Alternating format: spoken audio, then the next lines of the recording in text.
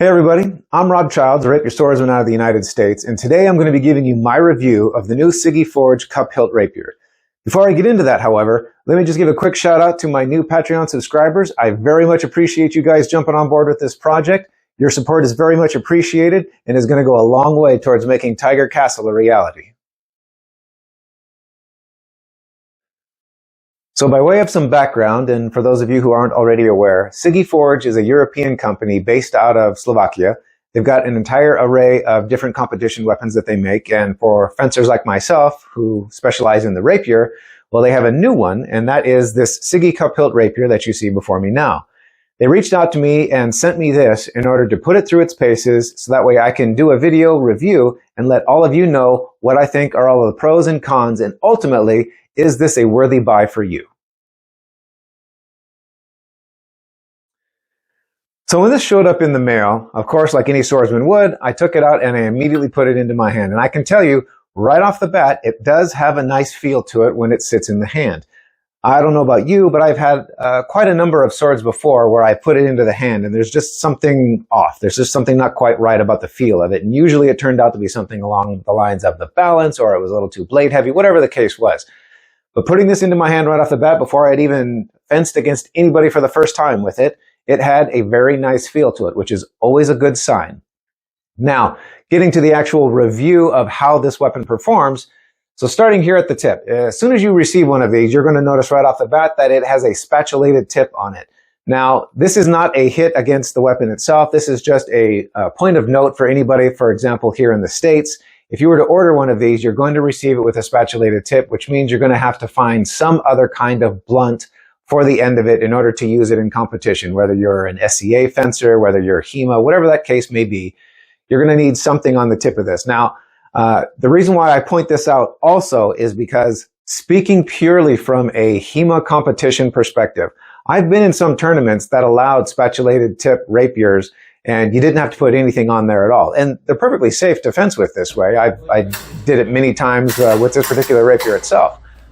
But when you're talking about competition, I will give you this bit of advice, and that is to find something that you're going to want to put on there that's going to give you some friction for the tip. And what I mean by that is, the way it is right now, if I thrust at my opponent's face and it hits that mask, it has a tendency to just kind of scritch off to the left or to the right.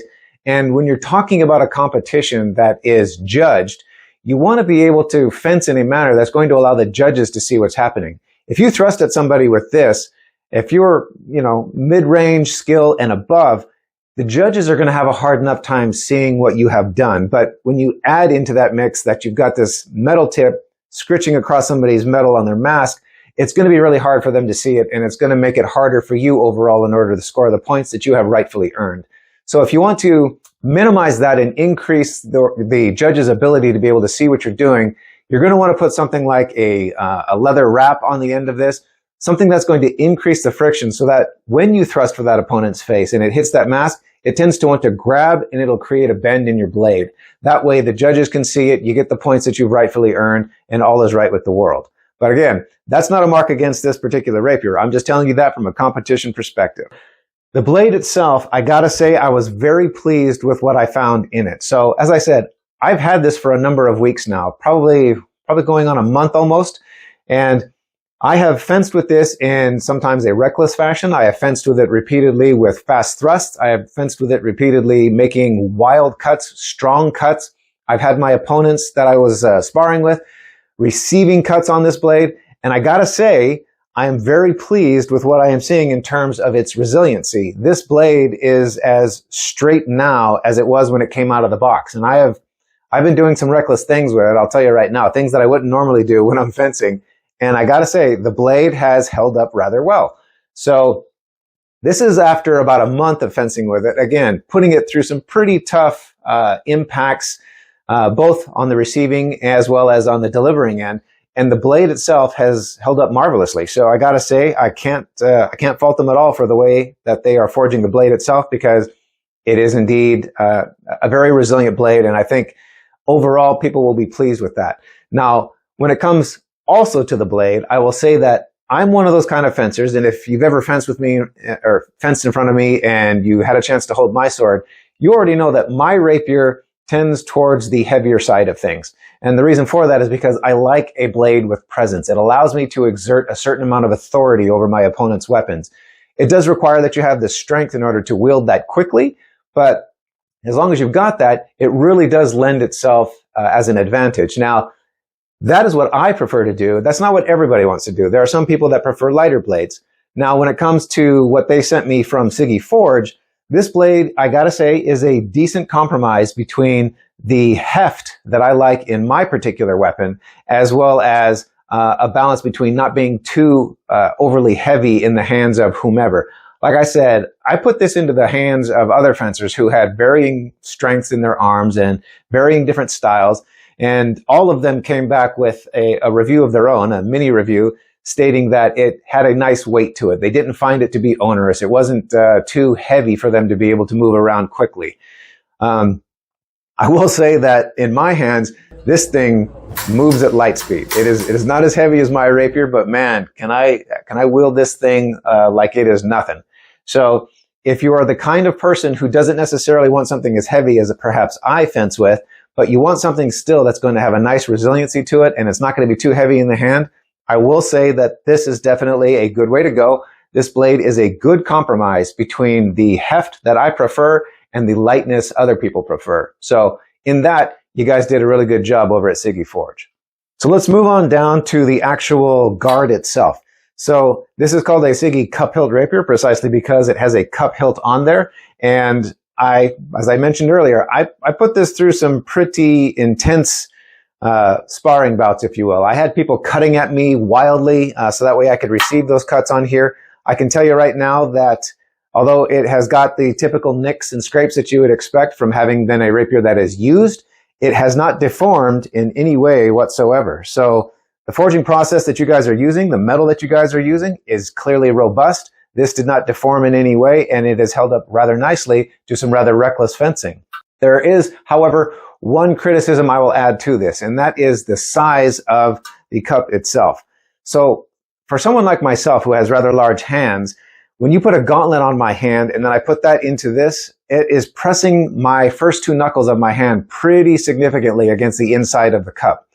Now, for smaller handed people, this is not going to be an issue whatsoever because it's just slightly too small for a hand like mine. Over the short term, not really going to be a factor. It's not going to be anything that's going to bother you too much. But over the long term, for someone like myself, if I was to be fencing with this for hours at a time, or say, for example, I was to go through a multi-day tournament with this rapier, I'm definitely going to walk away with some bruised knuckles on here. For you folks at SIGI Forge, if you're listening, I do have one suggestion that will fix this rather easily. I have fairly large hands, and my hands are not the largest that I've seen in other rapier fencers, but if you were to take this cup and you were to increase the diameter by even just a ½ an inch, it would give me that last little bit of space that I needed in order to comfortably put my hand onto this sword and be able to wield it doing any number of maneuvers without unduly pressing my knuckles to the inside of this guard. So the size that you have here is almost just right for someone like me. It's just slightly too small. So as I mentioned, I took this sword and put it through some rather reckless fencing, if you will, because honestly, that's the only way you're really going to be able to tell about the true resiliency of the sword overall. Now, because I've only had it for the last month, I wanted to make sure that I was putting it through some out of the ordinary type of testing cuts, whether I'm delivering it, whether I'm receiving it on there. And the keons that you see here are actually as straight as the day they came out of the box. I had some folks doing some wild ass cuts against me, and I was, parrying those and just holding it there and letting them swing like they were going for the bleachers. And as you can see here, these keons are still straight. So whatever method they're using in order to forge the keons, they are clearly in keeping with whatever they are doing for forging the cup itself, because they took those hits and they just kept on going. They are, like I said, perfectly straight. So well done on that. But I will say that there is one more criticism that I have of the sword itself. A lot of you fencers out there may not be aware, but the pommel is something more than just the item on your sword that holds all of the parts together.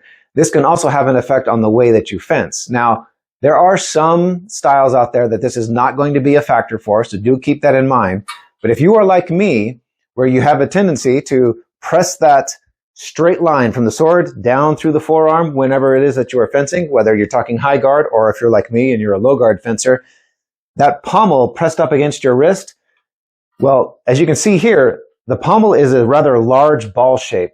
The rapier that I normally use has a pommel on there that is more slender, and it fits nicely up against the groove of my wrist.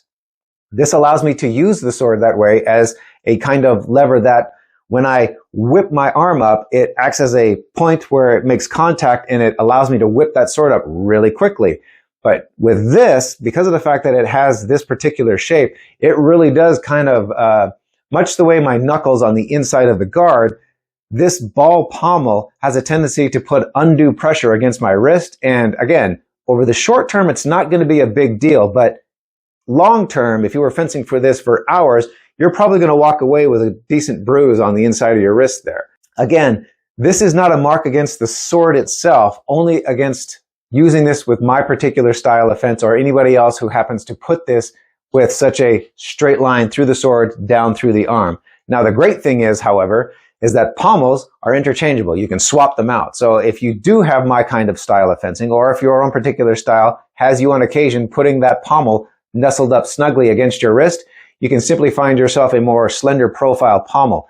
I don't know if SIGI Forge has them themselves, but if you don't, I would suggest perhaps getting some so that way when someone is ordering that sword from you and they are needing to customize that particular part, you're going to have it on hand and you're going to be able to sell, hopefully, lots and lots of swords. So in summary, before receiving this, I really had no idea what the expectation would be for this. This is, I understand it, SIGI Forge's, or at least one of their first rapiers of this particular kind. They clearly did a good job with it. I am really pleased with the way that this performed. I have absolutely zero complaints with the blade itself. If I didn't prefer the heavier blade that I do, this would easily be something that I would be looking to put into my hand because of how well it performed while I was putting it through, let's face it, some pretty reckless and rigorous fencing over the last few weeks. It is as straight as the day it came out of the box. It is clearly very well put together. I can't complain about any of that. The only thing that I would again say is to have a more slender pommel available for those who are like me and like to fence with that pommel pressed up against their wrist, so that way you can avoid that bruising on the inside of the wrist, as well as slightly larger on the cup itself, so that way if you had another half-inch size larger of a cup to put on here, it will accommodate people like myself who have big hands, and it won't give us bruised knuckles from using it for too long. But otherwise, if I was to make those two changes, this is easily an A-grade rapier.